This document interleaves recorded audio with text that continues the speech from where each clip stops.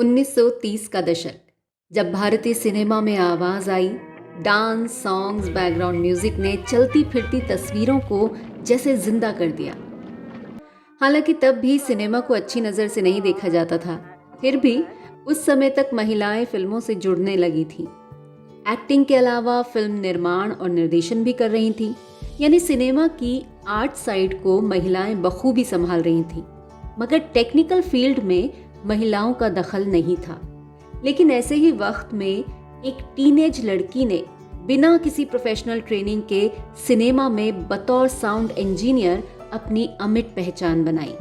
वो लड़की थी मीना नारायणन, भारतीय सिनेमा की पहली साउंड इंजीनियर।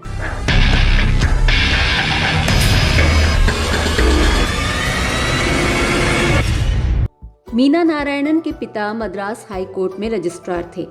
जब मीना हाई स्कूल में ही थी तभी उनकी शादी ए नारायणन से हो गई, जो शुरुआती तमिल सिनेमा के प्रमुख फिल्मकार थे। ए नारायणन शुरुआत में एक इंश्योरेंस एजेंट की नौकरी करते थे, मगर सिनेमा उनका पैशन था, जिसके लिए उन्होंने वो नौकरी छोड़ दी। इसके बाद वो न सिर्फ फिल्म डिस्ट्रीब्यूशन में उतरे, बल्कि एक कामयाब निर्माता और निर्देशक भी बने। कहते हैं कि उस समय विदेशों में हिंदुस्तानी फिल्मों के लिए जगह बनाने में उनका बड़ा रोल रहा, और उतना ही बड़ा योगदान रहा अपनी पत्नी मीना को आगे बढ़ाने में। दक्षिण भारतीय परिवारों में शास्त्रीय नृत्य और संगीत का ज्ञान और रुचि बहुत आम बात है। मीना नारायणन को भी शास्त्रीय संगीत का अच्छा ज्ञान था। उन्होंने कर्नाटक म्यूजिक की बाकायदा ट्रेनिंग ली थी। हालांकि सिनेमा या थिएटर से उनका कोई नाता नहीं था, मगर उनके पति सिनेमा की फील्ड में थे, और जब कभी वो ऐसे साउंड टेक्नीशियंस को देखती जिन्हें ना भाषा का ज्ञान होता, ना ही संगीत की समझ, तो उन्हें बहुत बुरा लगता था। मीना जी की इसी रुचि और समझ को देखते हुए उनके पति ने उन्हें एनकरेज किया। उस समय के एक साउंड इंजीनियर थे पोद्दार। ए नारायणन ने अपनी पत्नी मीना को एक तरह से उनका असिस्टेंट बना दिया, ताकि संगीत की जो समझ उनमें थी उसका भी इस्तेमाल हो सके और वो भी कुछ नया सीख पाए। मीना जी उस समय एक किशोरी थी और उनमें वैसा ही उत्साह और लगन भी थी। इस नई टेक्निक को सीखने में उन्होंने जी जान लगा दिए, और सिर्फ 2 सालों में वो साउंड इंजीनियरिंग की सभी बारीकियां सीख गईं। दक्षिण भारतीय फिल्मकारों को फिल्म बनाने के लिए पहले या तो कोलकाता जाना पड़ता था या मुंबई, लेकिन जब 1934 में ए नारायणन ने चेन्नई में पहला साउंड रिकॉर्डिंग की सुविधा से लैस स्टूडियो खोला, श्रीनिवास सिनेटोन, तो इसी के बैनर तले मद्रास में पहली टॉकी का निर्माण हुआ, जिसका नाम था श्रीनिवास कल्याणम। ये फिल्म 1934 में ही रिलीज हुई थी। इस फिल्म का निर्देशन किया था ए नारायणन ने, और साउंड इंजीनियर थे पोद्दार। और तब तक मीना नारायणन इस काबिल हो चुकी थी कि उन्होंने इस फिल्म में बतौर असिस्टेंट साउंड इंजीनियर काम किया था। और जब पोद्दार साहब ने उस स्टूडियो से रिजाइन किया, तो साउंड इंजीनियरिंग की कमान संभाली मीना नारायणन ने। बतौर इंडिपेंडेंट साउंड इंजीनियर उनकी पहली फिल्म थी 1936 में आई विश्वामित्र, जो एक कामयाब फिल्म थी।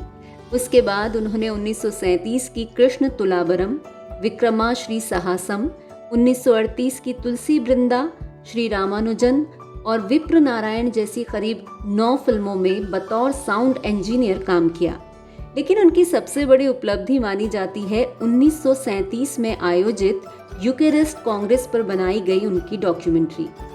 जब वो 9 गज की साड़ी पहने अपने इक्विपमेंट्स के साथ इस इवेंट को कवर करने गई, तो वहां मौजूद हर एक अंग्रेज और हिंदुस्तानी उन्हें देखकर अचरज कर रहा था। जो लोग उस समय लड़कियों पर लगने वाली पाबंदियों को जानते हैं, उनके लिए सोचना भी असंभव है कि किसी ट्रेडिशनल महिला ने 30 के दशक में सिनेमा की उस फील्ड में अपनी पहचान बनाई जिसमें सिर्फ मर्द ही हुआ करते थे। 1939 में एक दुर्घटना में श्रीनिवास स्टूडियो जलकर राख हो गया। उस स्टूडियो को ए नारायणन ने बहुत मेहनत और प्यार से बनाया था, और इस घटना ने ए नारायणन की सेहत पर बहुत बुरा असर डाला, और जल्दी ही सिर्फ 39 साल की उम्र में उनकी मौत हो गई। पति की मौत से मीना नारायणन को बहुत गहरा सदमा पहुंचा, और वो अपने दोनों बच्चों के साथ फिल्म इंडस्ट्री से दूर अपनी एक आंटी के पास बेंगलुरु चली गई। 1954 में जब उनकी सेहत काफ़ी ख़राब हुई तो डॉक्टर की सलाह पर हवा पानी बदलने के लिए वो कोडाई कनाल गई और फिर वापस नहीं लौट पाईं। वहीं उन्होंने आखिरी सांस ली। सिनेमा में आज भी कुछ क्षेत्र ऐसे हैं जहां आप महिलाओं को एक्सपेक्ट नहीं करते। साउंड इंजीनियरिंग ऐसी ही एक फील्ड है जहां आज भी बहुत ही कम महिलाएं दिखती हैं। मीना नारायणन ने 90 साल पहले ये क्रांतिकारी कदम उठाया। कुछ लोग कह सकते हैं कि वो अपने पति की वजह से ये सब कर पाईं, पर वो चाहती तो वो भी आराम की जिंदगी गुजार सकती थी, लेकिन उनमें सीखने की ललक थी, कुछ नया करने का हौसला था और इसीलिए आज वो और उन जैसी हर महिला दूसरी महिलाओं के लिए प्रेरणा स्रोत हैं।